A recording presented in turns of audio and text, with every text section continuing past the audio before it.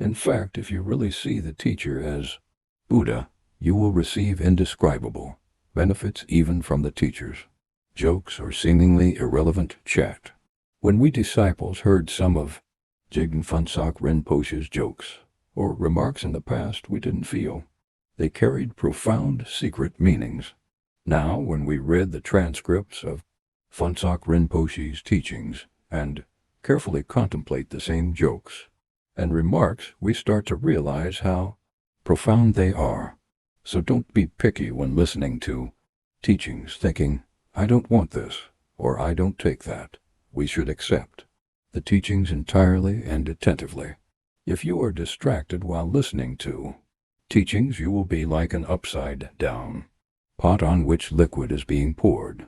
Even though you are physically present in a Dharma class, you do not hear a word of the teaching.